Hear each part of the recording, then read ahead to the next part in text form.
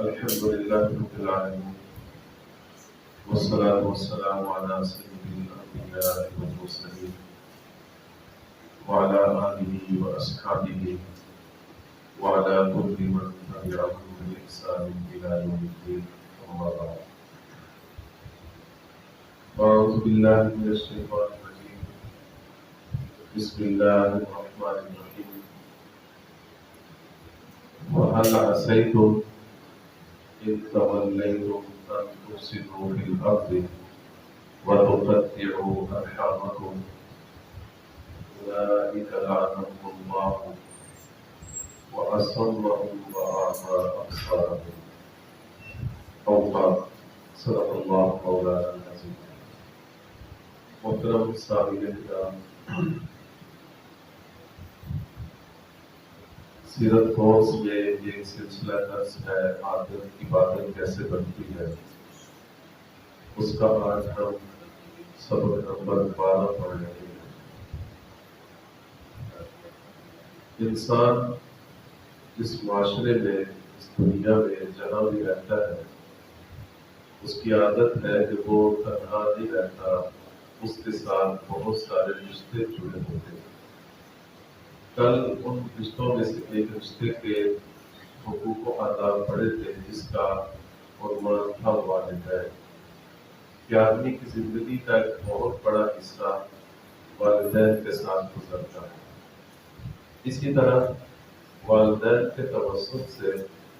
اس کے ساتھ بہت سارے رشتے بھی جڑے ہوتے ہیں، کچھ والدہ کی طرف سے، کچھ والد کی طرف سے۔ ان رشتوں کو کیسے نبھانا ہے، کیسے ان سے اپنی زندگی گزارنی ہے، یہ بھی اسلام نے آزاد نہیں چھوڑا کہ تم اپنی مرضی سے جیسے مرضی زندگی گزار لو۔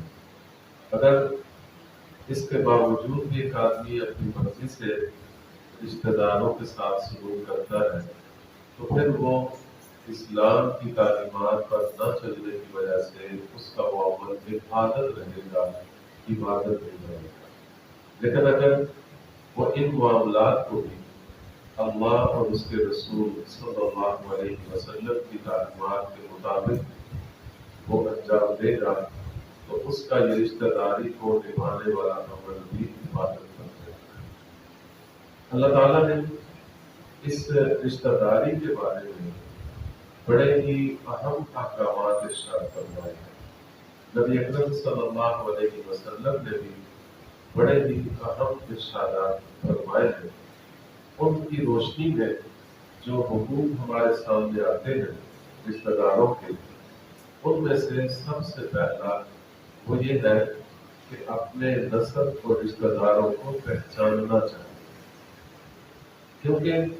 اگر آدمی پہچانے گا نہیں تو پھر ان سے وہ صلہ رحمی کیسے کرے گا۔ صلہ رحمی کرنے سے پہلے اسے پتا ہو کہ میرا یہ رشتہ اس درجے کا رشتہ ہے، یہ میرے نسب میں یہ مقام رکھتا ہے، یہ میرا رشتہ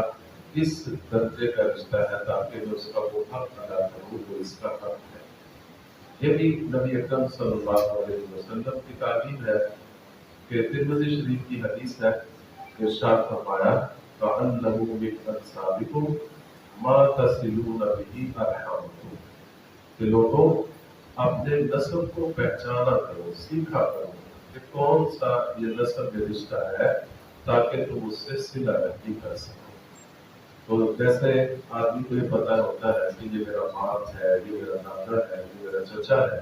تو اسی طرح ان کے دیگر جو رشتے ہیں وہ بھی سارے اس کو تفصیلات معلوم ہونی چاہیے۔ اس سے جہالت یا اس سے نادانی رکھنا یہ شریعت کی تعلیمات کے خلاف ہے۔ اسی طرح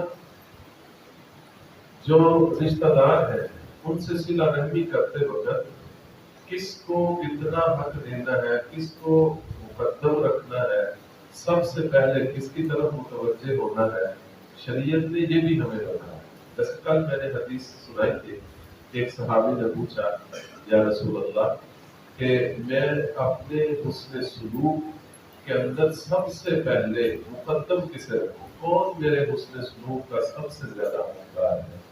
تو نبی اکرم صلی اللہ علیہ وسلم نے ارشاد فرمایا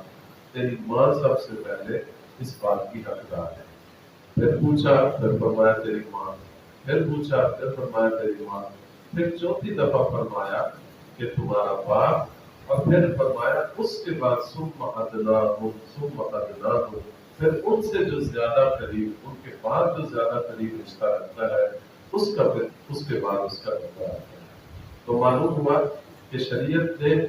اس ترتیب کو بھی ہمیں بتا دیا کہ کس کو زیادہ حق دینا ہے، کس کو زیادہ توجہ دینی ہے، کس کو مقدم رکھنا ہے، تو اس بات کو بھی مد نظر رکھنا ہے۔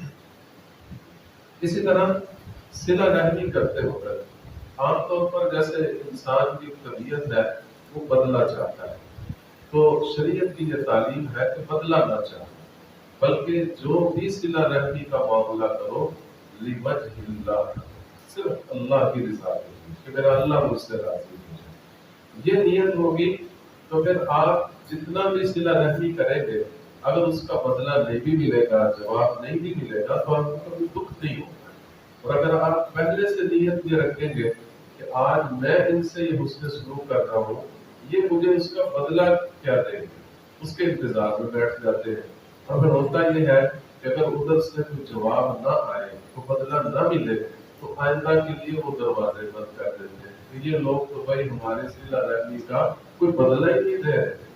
تو اس نیت سے نہیں، اگر یہ نیت ہو تو پھر کوئی بھی صلہ رحمی پائیدار نہیں رہ سکتی۔ صلہ رحمی وہی پائیدار رہ سکتی ہے کہ بس آدمی اپنے طرف سے صلہ رحمی کرتے رہے اور اس کا جو اجر ہے وہ اللہ سے طلب کرے، کسی بندے سے نہ طلب کرے، جس سے وہ صلہ رحمی کر رہا ہے اس سے بدلے کی امید نہ رہے۔ یہ شریعت کی تعلیم ہے۔ چنانچہ نبی اکرم صلی اللہ علیہ وسلم کا وہ مشہور قول ہے کہ من احب للہ وابغض للہ واعطى للہ ومنع للہ فقد استكمل الایمان، او کما قال علیہ الصلوۃ والسلام، جس نے اللہ کے لیے محبت کی، اللہ کے لیے بغض رکھا، اللہ کے لیے عطا کیا،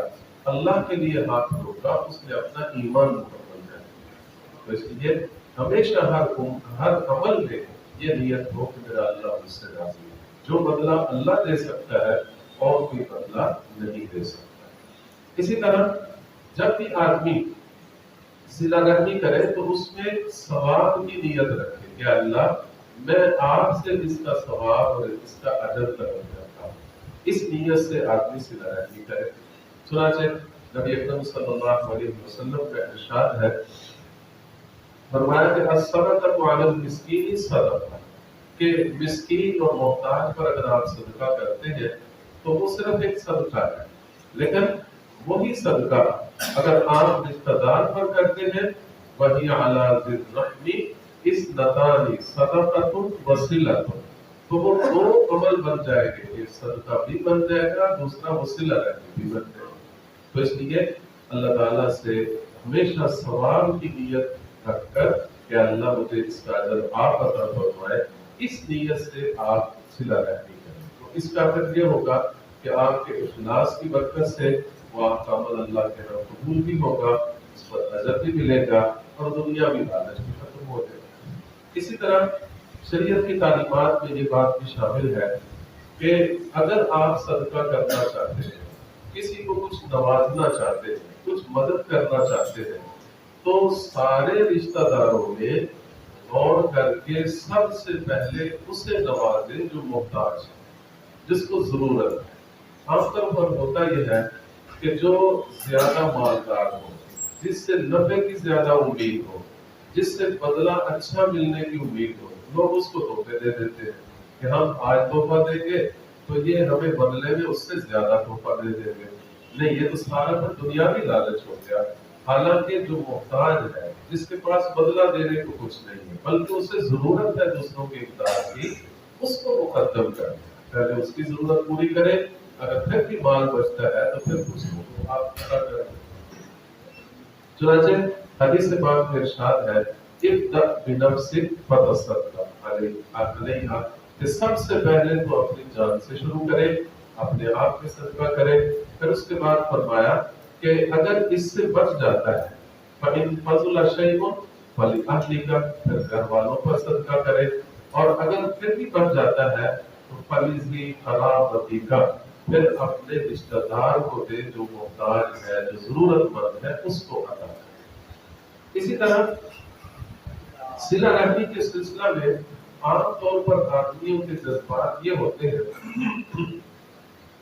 کہ جو ہمارے ساتھ اچھا برتاؤ کرے گا ہم اس سے اچھا برتاؤ کریں گے،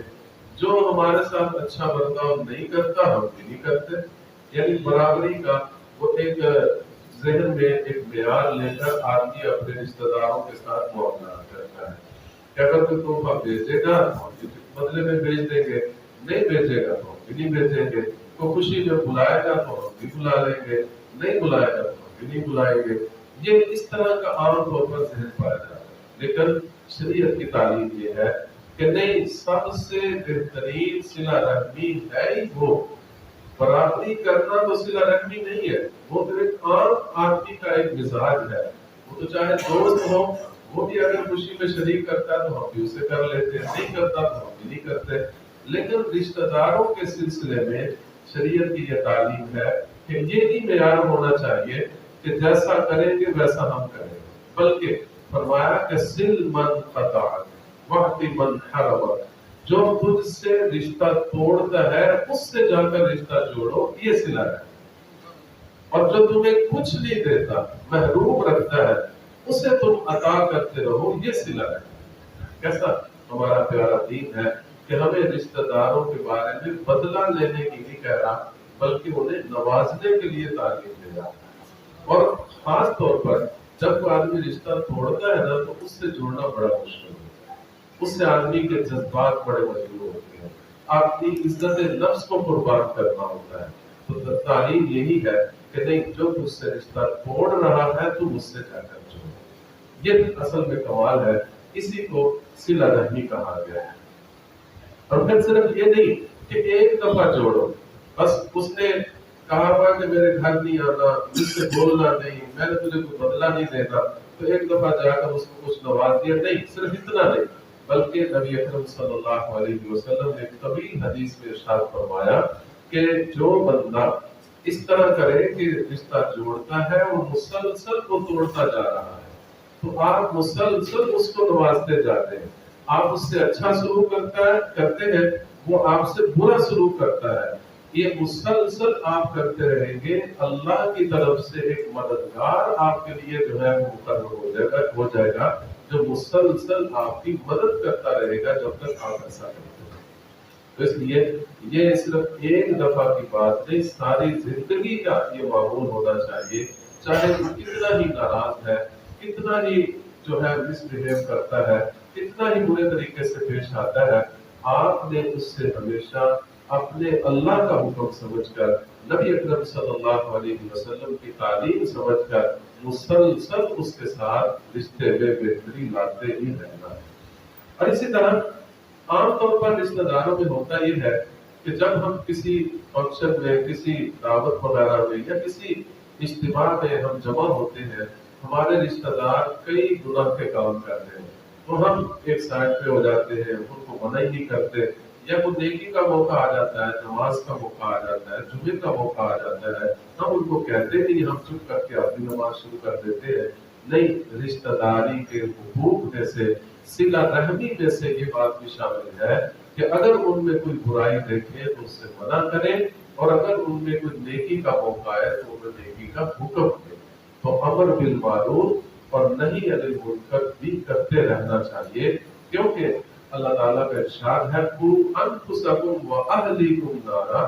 اپنے آپ کو بھی جہنم سے بچاؤ اور اپنے سارے رشتہ داروں کو بھی جہنم سے بچاؤ۔ تو یہ ہمارا حق بنتا ہے کہ ان کو مسلسل دین کی تعلیم دیتے رہنا، امر بالمعروف اور نہی عن المنکر کرتے رہنا۔ اسی طرح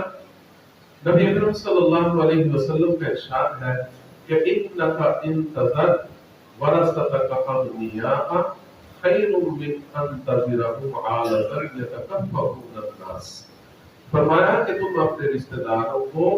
اس حال میں چھوڑ کر جاؤ کہ وہ غنی ہو، کسی کے محتاج نہ ہو، وہ مالدار ہو، یہ زیادہ بہتر ہے اس سے کہ تم اپنے رشتہ داروں کو اس حال میں چھوڑ کر جاؤ کہ وہ لوگوں کے سامنے ہاتھ پھیلا کر مانگتے ہو اور وہ فقیر۔ معلوم ہوا کہ اپنی اولاد کے لیے، اپنے رشتہ داروں کے لیے جو وارث بننے والے ہیں ان کے لیے اتنا مال چھوڑ کر جانا کہ وہ آپ کے جانے کے بعد محتاج نہ ہو، یہ بھی رشتہ داروں کے ان حقوق میں سے صلہ رحمی میں سے ایک صلہ رحمی کا درجہ ہے۔ صلہ رحمی کہتے کسے؟ صلہ رحمی کا ویسے لفظی معنی ہے رشتہ جوڑنا۔ صلہ کا معنی ہوتا ہے جوڑنا، رحم کا معنی رشتہ۔ تو رشتہ جوڑنا کیسے جڑتا ہے؟ تو ان کے خوشی میں شریک ہونا، ان کے غمی میں شریک ہونا، ان سے ملاقات کرنا، کسی جگہ انہیں مدد کی ضرورت ہو تو مدد کرنا، ان کا تعاون کرنا، ان کی دیکھ بھال کرنا، ہر وقت معلومات رکھنا کہ کون کس حالت میں ہے، کوئی بیمار تو نہیں اس کی عادت کرنے چلے جانا، کسی کو مالی پریشانی تو نہیں اس کی مدد کرنے چلے جانا، کسی کو کسی خوشی کا موقع میسر ہے تو بن بلائے ہی اپنے رشتہ داری کا حق ادا کرتے ہوئے انہیں جا کر مبارکباد دینا، اور اگر کوئی غمی کا موقع ہے تو اس میں ان کی مدد بھی کرنا اور ان کو دلاسا بھی دینا، یہ سارے معاملات صلہ رحمی کہلاتے ہیں۔ اور یہ ایک ایسا عظیم عمل ہے کہ اللہ تعالیٰ نے جب سارے تعلقات کو، سارے معاملات کو جو ہے ان کے حقوق سپرد کیے تو یہ رحم، یہ جو رشتہ داری کا جو ایک حق ہے یہ کھڑا ہوا۔ اللہ تعالیٰ نے فرمایا تم کیا چاہتے ہو؟ انہوں نے کہا کہ رشتہ داری نے کہا، یہ رحم نے کہا کہ یا اللہ میں یہ چاہتا ہوں کہ جو مجھے جوڑے آپ بھی اسے اپنی رحمت سے جوڑے، جو مجھے توڑے آپ اسے اپنی رحمت سے توڑے۔ اللہ تعالیٰ نے فرمایا یہ تجھے حق مل گیا، یعنی جو دنیا میں رہتے ہوئے صلہ رحمی کرے گا وہ یوں سمجھے وہ اللہ کی رحمت سے جڑ گیا، اور جو قطع رحمی کرے گا وہ یوں سمجھے اللہ کی رحمت سے ٹوٹ گیا۔ اور حدیث پاک میں آتا ہے کہ وہ بندہ کبھی جنت میں داخل نہیں ہو سکتا جو رشتہ داری کو توڑتا ہے۔ اس لیے ان ساری تعلیمات کے پیش نظر آج کے سبق کا یہی خلاصہ ہے کہ ہمارے اگر کوئی رشتہ دار ناراض ہے، چاہے وہ قریبی ہے یا دور کے ہیں، چاہے وہ ہم ان سے پہلے تعلقات رکھتے تھے یا نہیں رکھتے تھے، اللہ اور اس کے رسول کی رضا کی خاطر، اپنی آخرت کو بہتر کرنے کی خاطر آدمی آج ہی ان سے اپنے تعلقات درست کر لے اور مسلسل ان کے ساتھ صلہ رحمی کرتا رہے، بدلے کی امید نہ رکھے۔ انشاءاللہ یہ عمل اس کے لیے ایک عبادت بھی بنے گا اور آخرت میں نجات کا ذریعہ بھی بنے گا۔ اللہ تعالیٰ ہمیں عمل